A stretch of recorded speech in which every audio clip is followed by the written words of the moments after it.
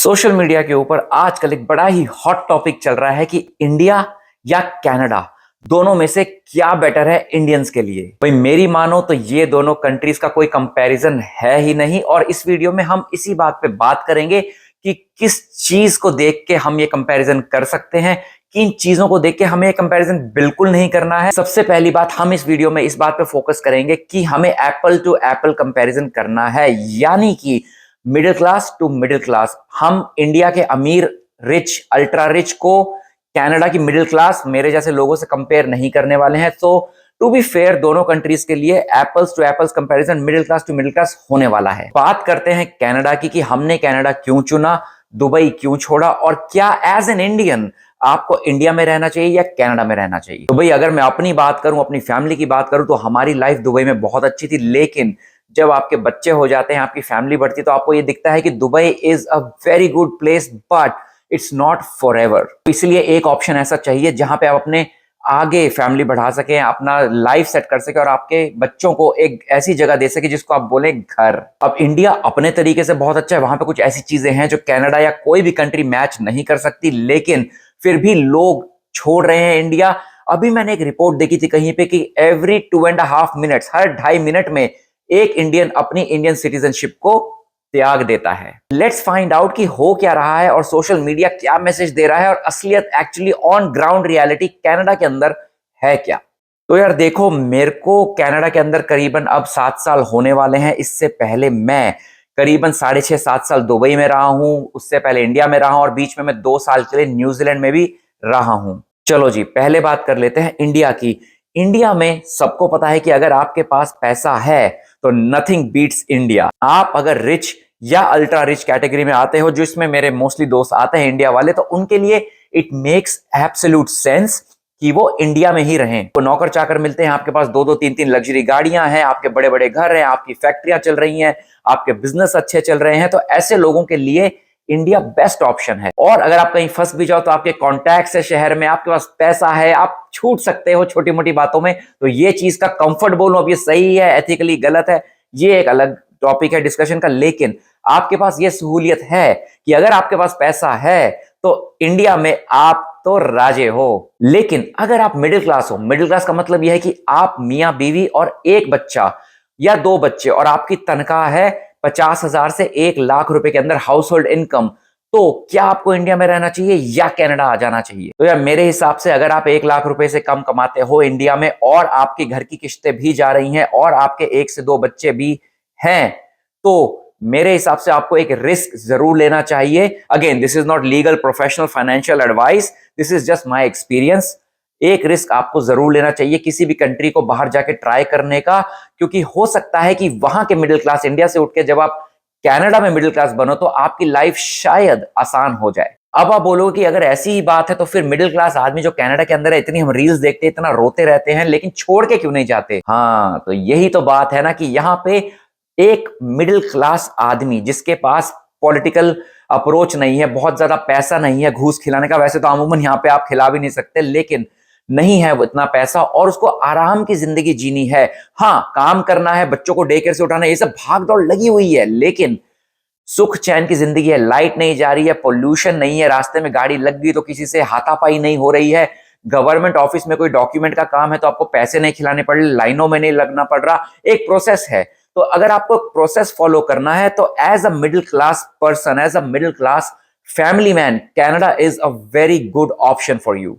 अब हम दूसरे मुद्दे पे आ जाते हैं, जो कि है यहां पे और इंडिया की हेल्थ केयर। हेल्थ केयर सबसे बड़ा इशू है कनाडा के अंदर, और मैं ये मानता हूं कि कनाडा का हेल्थ केयर बर्बाद होता जा रहा है, मेनली बिकॉज इतने सारे इमिग्रेंट्स आ रहे हैं। तो यार लोग तो बीमार पड़ेंगे, अब कोई शक्तिमान तो हम लोग है नहीं, हम तो बीमार पड़ेंगे। तो उस केस में अगर आपको इमरजेंसी रूम ईआर में हॉस्पिटल में जाना पड़ रहा है, then and only then it's a problem.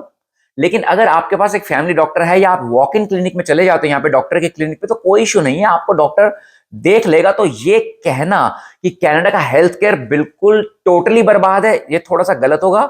मेरे एक्सपीरियंस में ईआर यानी कि पब्लिक यानी कि गवर्नमेंट हॉस्पिटल में जाना ये एक बहुत बड़ी प्रॉब्लम है, क्योंकि अपने पर्सनल एक्सपीरियंस से मैं ये आपको बता सकता हूं कि 8 से 10 घंटे, जी हाँ, ऑलमोस्ट पूरा दिन 8 से 10 घंटे हमने ईआर में वेट किया है कि हमें डॉक्टर देख ले सिर्फ। लेकिन छोटी मोटी चीजों के लिए, दांत में दर्द है या बुखार हो रहा है या कमर में दर्द हो गया है, इन सब चीजों के लिए आपके पास फैमिली डॉक्टर होता है। आप आराम से जा सकते हैं और उनसे बात कर सकते हैं और वो आपको रेफर कर देंगे कि अगर आपको स्पेशलिस्ट के पास जाना है, उसमें हो सकता है आपकी जो बीमारी है उसको स्पेशलिस्ट जल्दी मिल जाए या आपको वेट करना पड़े, ये हो सकता है। बट अगर आप इसी चीज में इंडिया को कंपेयर करें तो इंडिया में अगेन, अगर आप अल्ट्रा रिच या रिच हैं तो आप प्राइवेट हॉस्पिटल में जा सकते हैं, बहुत बड़े, यानी कि दिल्ली के अपोलो हॉस्पिटल या वेदांता जो है उसमें जा सकते हैं और पैसा फेंक के अपना इलाज करा सकते हैं। लेकिन अगर आप मिडिल क्लास हैं और आपकी इंश्योरेंस पॉलिसी छोटी मोटी 2-4-5 लाख की है, उससे ऊपर का खर्चा आ रहा है या प्राइवेट हॉस्पिटल कवर नहीं कर रहा और बोल रहा है आपके 15 से 20 लाख लगेंगे, तो आप क्या करोगे? या तो आप लोन उठाओगे बहुत बड़ा अपना इलाज के लिए, या फिर आप गवर्नमेंट हॉस्पिटल में जाओगे। और इंडिया के गवर्नमेंट हॉस्पिटल्स कैसे हैं ये आप भी जानते हो और ये मैं भी जानता हूं। तो इस लिहाज से अगर आपके साथ कुछ एक्सट्रीम नहीं हो जाता है, नॉर्मल हेल्थ केयर के लिए कनाडा इज वेरी गुड। तो जी अब तीसरी चीज पे बात कर लेते हैं कि आपने वीडियोस में कंपैरिजन में ये देखा होगा यार इंडिया में तो ये है, इंडिया में तो वो है, घर वाले हैं, दोस्त यार है, शाम को जाओ चाय की टपरी पे बैठो, चिकन विकन खाओ, दारू पियो, दोस्तों के साथ वीकेंड पे मिलो, बचपन की यादें, वो राइट, वो आपको यहां नहीं मिल सकती। इसमें तो मैं कुछ बोलूंगा भी नहीं क्योंकि वो एक इमोशनल फैक्टर है, वो एक प्रैक्टिकल फैक्टर नहीं है। तो अगर आप अपने फैमिली और फ्रेंड से बहुत ही ज्यादा इमोशनली अटैच्ड हैं तो फिर आपके लिए शायद इंडिया में रहना ही ठीक है। Money is not the matter now, the matter is emotions and relations. तो कनाडा में आने के बाद आपको अकेलापन लग सकता है, यस, आपके दोस्त बनेंगे, नो डाउट, लेकिन वो जो बचपन वाले दोस्त होते हैं, वो जो क्लोज रिलेशंस होते हैं, वो तो कोई भी पूरा नहीं कर सकता। तो इसलिए अगर आप एक इमोशनल पर्सन है जो अपनी फैमिली और फ्रेंड्स से बहुत ज्यादा अटैच रहते हैं, बहुत ज्यादा आपको उनसे मिलना जुलना पसंद है, सोशलाइजिंग पसंद है और आप इतना सा भी एडजस्ट नहीं कर सकते, तो माय सजेशन इज आप फिर इंडिया में ही रहें। कनाडा या ऐसी किसी कंट्री में आके आपको बहुत अकेलापन लग सकता है, बल्कि मैं ये बोलूंगा कि लगेगा एटलीस्ट 1 से 2 साल, 3 साल, 4 साल भी। अब हम बात कर लेते हैं वेदर की। लोग कहते हैं कि अरे बाप रे कनाडा में बहुत ठंड है, अरे कौन रहेगा कनाडा जाके। तो यार कनाडा में ठंड है, लेकिन कनाडा का साइज देखा है आपने कितना बड़ा है? एक बार गूगल करके देख लेना कनाडा का साइज कितना बड़ा है। तो कनाडा में अलग अलग जगहों पे अलग अलग एक्सपीरियंसेस होते हैं। मैं जैसे टोरंटो जीटीए में रहता हूं, तो मेरे लिए मैं सारे मौसम देखता हूं। यहाँ बरसात भी है, यहाँ गर्मी भी इतनी तेज पड़ती है कि भाई साहब पसीने छूट जाते हैं, बुरा हाल हो जाता है। लेकिन इस वक्त बाहर इतनी तेज ठंड है कि मतलब आप समझ रहे हैं कि बहुत ही ज्यादा कंप कपाने वाली, हड्डियां बजा देने वाली ठंड हो रही है यहाँ पे। तो सिर्फ ये मान लेना कि ठंड की वजह से मैं किसी कंट्री में सेटल नहीं हो सकता, मेरे लिए ये कोई बहुत बड़ी चीज नहीं है। It's okay, I can live with that. यहाँ पे बेनिफिट ये है कि अगर ठंड है तो भी घर में हीटिंग है, सेंट्रली हीटिंग है। मैं दिल्ली एनसीआर का बॉर्न ब्रॉट अप लड़का हूं, लेकिन मैं हिमाचली हूं, तो शिमला वगैरह में जहां मेरे पेरेंट्स रहते हैं वहां भी बहुत ठंड पड़ती है, लेकिन वो लोग हीटर लगा रहे हैं, ये सब कर रहे हैं, लाइट भी जा रही है, लेकिन वहां पे सेंट्रल हीटिंग नहीं है, ऐसा कोई कॉन्सेप्ट एग्जिस्ट नहीं करता। तो मेरे हिसाब से कनाडा जैसी जगह जहां पे -20, -25, -10 ऑन एन एवरेज रहता है सर्दियों में 4 से 5 महीने, मेरे को कोई इशू नहीं है। मैं हाफ स्लीव टी शर्ट और शॉर्ट्स में भी घूम सकता हूं घर के ऊपर, हीटिंग एडजस्ट करके। तो इस मामले में कैनेडियन गवर्नमेंट आपका इतना ख्याल रखती है, मतलब पैसे आप ही भर रहे हो, लेकिन इतना तो है कि फैसिलिटी आपके पास अवेलेबल है। आप हीटिंग ऑन करें, घर में कंफर्टेबली रहें, आपको ठंड से ठिठुरने की जरूरत नहीं पड़ेगी, चाहे बाहर जो मर्जी वेदर हो।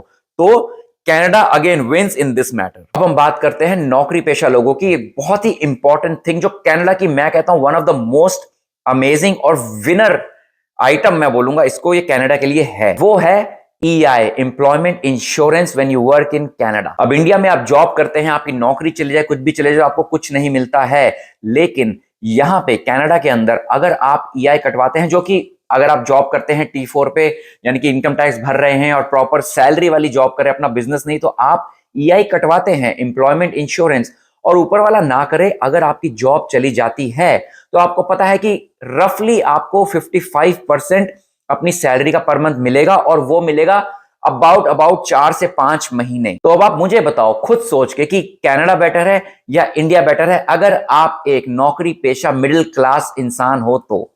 EI से ही मिलता जुलता एक और आइटम यहां पे है, बहुत ही बढ़िया भाई, वो है CCB, चाइल्ड केयर बेनिफिट या कनाडा चाइल्ड बेनिफिट। उसमें यह है कि अगर आपका बच्चा हो गया है, वाइफ मैटरनिटी लीव पे है, तो उनकी सैलरी कम हो जाएगी, लेकिन बच्चा होने के बाद एक सर्टेन एज तक डिपेंडिंग ऑन योर इनकम आपको रफली 150 से $1200 तक, I think, I haven't check lately but I think that was the maximum amount आपको मिल सकता है एक बच्चे के लिए। तो आप सोचो कि आपकी वाइफ घर पे मैटरनिटी लीव पे है, आपकी हाउस होल्ड इनकम कम हो गई है, लेकिन गवर्नमेंट की तरफ से आपको हेल्प की जा रही है, आपको चाइल्ड केयर बेनिफिट दिया जा रहा है बच्चे का।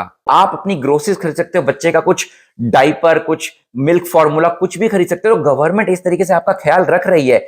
ये चीज आपको इंडिया में बिल्कुल मिल ही नहीं सकती। तो इसमें कोई भी दो राय नहीं है कि इस मामले में भी कनाडा एक बहुत ही जबरदस्त जगह है मिडिल क्लास नौकरी पेशा लोगों के लिए। अगर आप बात करें रेसिज्म की, बहुत वीडियोस आपने देखे होंगे, अरे रेसिज्म हो गया, ये हो गया, वो हो गया। ठीक है एब्सोल्युटली 100% रेसिज्म है, लेकिन मैं न्यूजीलैंड में रहा हूं, मैंने करीबन 27 कंट्रियां ट्रैवल करी हैं। मैं आपको बता सकता हूं कि कनाडा के अंदर जो रेसिज्म है वो भाई साहब कुछ भी नहीं है कुछ और कंट्रीज के मुकाबले। क्या थोड़ा रेसिज्म भी सही है? नहीं, मैं उसको जस्टिफाई नहीं कर रहा, ये कहने की कोशिश कर रहा हूं कि रेसिज्म है। बट क्या आपने इंडिया के अंदर देखा है कि हम आपस में ही कितने रेसिस्ट हैं एक दूसरे के साथ? अब आप देखो कि अगर एक बिहार का आदमी है तो उसको महाराष्ट्र में किस तरीके से रेसिज्म किया जाता है। आजकल तो इतना ड्रामा चल रहा है इंडिया के अंदर, unfortunately it's very sad to see कि भाषा बोलो, महाराष्ट्र में हो तो मराठी बोलो, नहीं तो मार कुट पड़ जाएगी। बैंगलोर साइड हो, कर्नाटक में हो तो कन्नडिगा बोलो या कन्नड़ा बोलो, और ऐसे सब लोग अपना अपना हक जता रहे हैं, which is very very sad to see. लेकिन racism within the country, एक ही कंट्री है इंडिया, उसमें बाहर से भी कोई नहीं आया। हम इंडियंस आपस में ही जाति के नाम पे, रिलीजन के नाम पे, भाषा के नाम पे भी एक दूसरे से अब रेसिज्म कर रहे हैं। कनाडा में आप आए हो और अगर आप एसिमिलेट नहीं होते हो, आप इंडिया से आने के बाद इंडियन मेंटेलिटी रखते हो, पाकिस्तान से आने के बाद पाकिस्तानी मेंटेलिटी रखते हो, इन लोगों के साथ एसिमिलेट नहीं होते हो, कल्चर को नहीं समझते हो, इनके त्योहारों को नहीं समझते हो, इनके लाइफस्टाइल को नहीं समझते हो और अडेप्ट करने की कोशिश नहीं करते हो, तो भाई साहब रेसिज्म तो होगा ही, और ये हमें कड़वा घूंट पीना पड़ेगा और इस बात के साथ ही जीना पड़ेगा। अब बात कर लेते हैं खर्चे की, यानी कि सेविंग्स की, पैसे की। यार देखो, कनाडा महंगा है, बहुत सी कंट्रीज महंगी हैं। मेरे कजन न्यूजीलैंड में रहते हैं, फिनलैंड में रहते हैं, यूके में रहते हैं, मेरे दोस्त ऑस्ट्रेलिया में रहते हैं। भाई सस्ता कुछ भी नहीं है।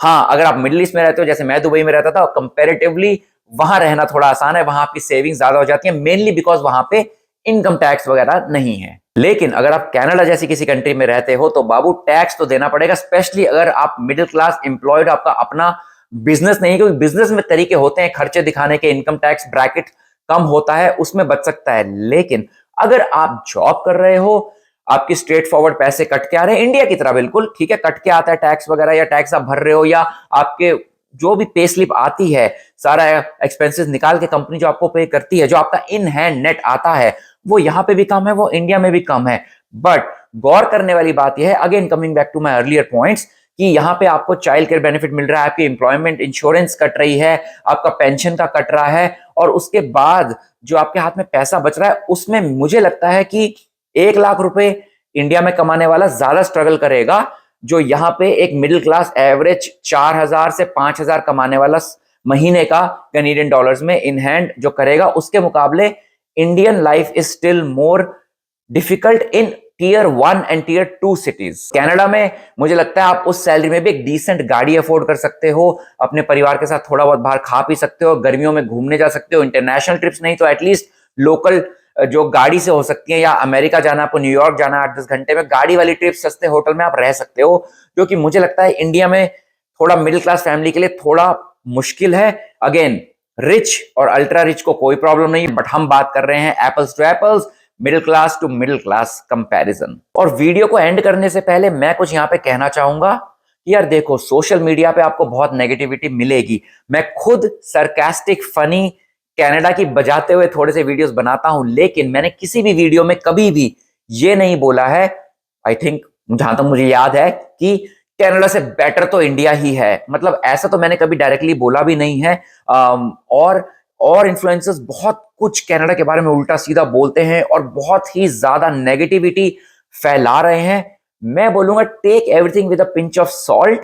आप यहाँ आए, खुद एक्सपीरियंस करें और आपको खुद ही समझ में आ जाएगा कि ग्राउंड रियलिटी है क्या। तो यार आई होप इस क्विक वीडियो में आपको शायद कुछ पॉइंट्स अच्छे लगे होंगे, हो सकता है आपको पॉइंट्स कुछ बुरे लगे हों। तो इस खट्टे मीठे वीडियो में आपका क्या फीडबैक है? क्या आप नए नए आए हो, आपको 2-3 साल हो गए हैं, या आप आने की सोच रहे हो? आपका क्या थॉट प्रोसेस है, क्या सोच है? स्पेशली इस वीडियो में पॉइंट्स को सुनने के बाद प्लीज प्लीज मुझे बताओ, ताकि हम अगले वीडियोस में इस बात को उठा सकें, आपके पॉइंट्स को डिस्कस कर सकें और होपफुली ज्यादा लोगों की हेल्प और गाइडेंस हो सके। इंस्टाग्राम टिकटॉक पे भी अपने भाई को फॉलो कर लो, मजाक मस्ती वहां भी चलती रहेगी। और जो लोग आने वाले हैं, जो लोग आ चुके हैं, सबके लिए भाई वेलकम टू कनाडा।